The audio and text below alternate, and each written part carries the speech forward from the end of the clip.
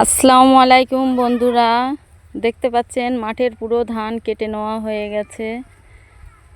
আমাদের এই মাঠের ধান মেশিনেই কাটা হয়, আর যাদের বাড়িতে গরু আছে তারাই শুধু হাতে কাটে বিচুলি নেওয়ার জন্য।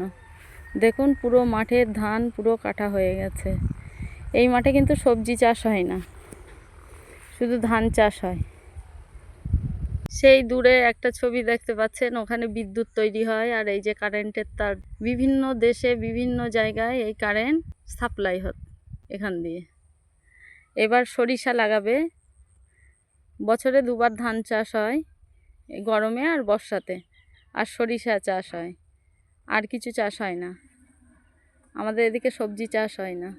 দেখতে পাচ্ছেন তাল গাছ কত সুন্দর। সব ফাঁকা হয়ে গেছে মাঠ, ছাগল বেঁধে দিয়েছে ঘাস খাওয়ার জন্যে। এবার সরিষা ফেলবে, অনেকে ফেলতে শুরু করে দিয়েছে। ভীষণ বড় মাঠ।